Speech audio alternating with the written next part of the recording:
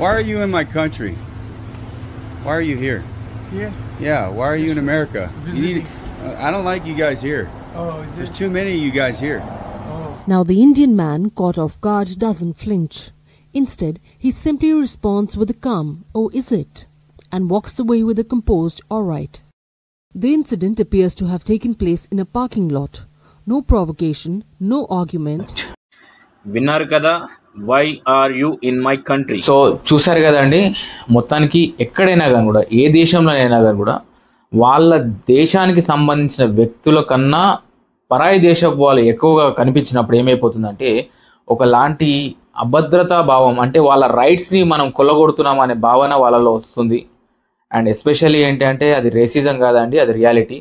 ఇప్పుడు మన దగ్గరైనా కానీ కూడా చూడండి, మన తెలుగు వాళ్ళు తప్ప వేరే వాళ్ళు ఎక్కువ కనిపించారు అనుకోండి, మనం ఏమంటాము, అబ్బా మన సంఖ్య తగ్గిపోతుంది, వీళ్ళ సంఖ్య పెరుగుతుంది అనే దానిపైన వస్తుంది. సో ఎందుకంటే నేను డీప్గా మాట్లాడదలుచుకోలేదు. సో ఎందుకంటే మనోభావాలను దెబ్బతీసే విషయం కాబట్టి. సో ఎప్పుడైనా కానీ కూడా, అమెరికాలో ఉన్న వాళ్ళైనా కానీ కూడా, విదేశాలలో ఉన్న వాళ్ళైనా కానీ కూడా, ఎప్పుడైనా కూడా మన దేశం యొక్క విలువలను, అంటే మన దేశం యొక్క విలువ ఏంటంటే, మీరు మళ్ళీ తిరిగి మన దేశానికి వచ్చినప్పుడు మీ యొక్క విలువ ఉంటుంది. మీరు పరాయి దేశంలో ఉంటే మీరు పరాయి పౌరులే ఉంటారు. మీకు గ్రీన్ కార్డ్ వచ్చినా కానీ కూడా, పర్మనెంట్ రెసిడెన్సీ వచ్చినా కానీ కూడా, మీరు మీ కలర్ని మార్చుకోలేరు.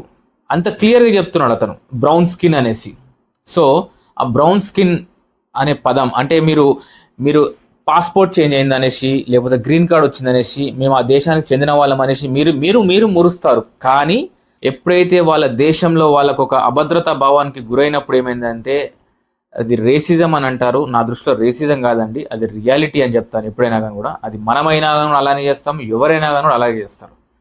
సో మీరు బ్రతుకుదేవుడు గురించి వెళ్ళారు, అక్కడ మీరు ఒక టూరిస్ట్ లాగా వెళ్ళారు. మనం అందరం కూడా ఈ భూమి మీద టూరిస్టులమే. సో మీరు ఒక టూరిస్ట్ లాగా వెళ్ళారు. మీరు సంపాదించుకున్న సంపాదన అంతా కూడా అది ట్యాక్స్ రూపకంగా ఆ దేశానికి ఎంత ఇస్తారో సమర్పించుకున్న తర్వాత సంపాదన కాస్త మళ్ళీ ఇండియాకి, అంటే మీ స్వదేశానికి, మీ స్వగ్రామానికి వచ్చే విధంగా చూడండి. అది మిమ్మల్ని ఎప్పటికైనా కాపాడుతుంది అని లోకల్ ప్రొడక్ట్ డెవలప్మెంట్ ఆర్గనైజేషన్ ఒక సుదీర్ఘ ఆలోచనతో చెప్తున్నటువంటి విషయం. సో వాళ్ళు మనం ఇలా అన్నారు, పాపం అతను ఎంత తెల్ల వ్యక్తి ఎంత తిడుతున్నా కానీ కూడా కామ్గా ఉన్నాడు. అదే ఇక్కడైతే అలా ఉంటాడా? ఉండడు కదా, తిరగబడతాడు. అక్కడ తిరగబడలేడు, ఎందుకంటే బ్రతుకుదేరు కొరకు, పొట్టకూటి కొరకు. ఆయన డాక్టర్ ఉండొచ్చు, లేకపోతే సాఫ్ట్వేర్ ఉండొచ్చు, లేకపోతే ఒక సైంటిస్ట్ ఉండొచ్చు. కానీ నీ రంగు, నీ భాష, నీ యాస, నీ యొక్క ప్రవర్తన భారతీయుడు నువ్వు. సో ఆ విదేశీ గడ్డపైన నువ్వు ఒక పరాయి పౌరుడిలాగానే ఉండాల్సి వస్తుంది తప్ప, నీ సొంత దేశం యొక్క విలువలు నువ్వు ఆ దేశంలో కోరుకోలేవు, కోరుకోవద్దు కూడా. సో గమనించండి, ఎప్పటికైనా కానీ కూడా నీ దేశం నీ గురించి వేచి చూస్తుంది. అండ్ మన దేశంలో ఎన్నో ఉన్నాయి, చెప్పుకుంటూ పోతే చాలా ఉన్నాయి. మన దేశంలో బాగలేకనే కదా మనం విదేశాలకు వెళ్తున్నాం. ఇక్కడ అవకాశాలు ఉన్నా కానీ కూడా ఎన్నో కారణాల చేత అవకాశాలు కొలగబడుతున్నారు కాబట్టి మన విదేశీ ప్రయాణాల చుట్టూ వెళ్తున్నాం.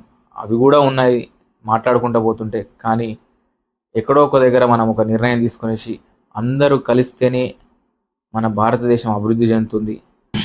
సో చివరిగా చెప్పదలుచుకునేది ఏంటంటే, మీరు మీ అవకాశాలు ఇక్కడ ఏమైపోయిందంటే, ఇక్కడ మన దేశంలో ఏదన్నా చేయాలంటే మనకు పలుకుబడి ఉండాలి, లేకపోతే రికమెండేషన్ ఉండాలి, లేదంటే రిజర్వేషన్ ఉండాలి, లేదు అంటే ఎవరైనా తెలిసిన వ్యక్తి ఉంటేనే ఏదైనా పని సాధ్యమవుతుంది. సో విదేశాలలో అలా లేదు. ఏ దేశంలో ఉన్నా కానీ కూడా మన దేశానికి సరిసాటి కాదు. అంటే మన ఇంటిలో ఉన్నంత స్వేచ్ఛ పరాయి ఇంట్లో ఉండదని చెప్పడమే లోకల్ ప్రొడక్ట్ డెవలప్మెంట్ చేస్తున్నటువంటి ప్రయత్నం. లోకల్ ప్రొడక్ట్ డెవలప్మెంట్ ఆర్గనైజేషన్ ద్వారా మీరు విదేశాలలో ఉన్న వాళ్ళు కాస్త సహనంతో, చూశారు కదా అతను ఎంత సహనంతో ముఖం మీద ఉంచినా కానీ కూడా నాకు గాంధీజీ కనిపించాడు. ఒక చెంప కొడితే ఇంకో చెంప చూపించే విధంగా ఉంది అక్కడ మన పరిస్థితి.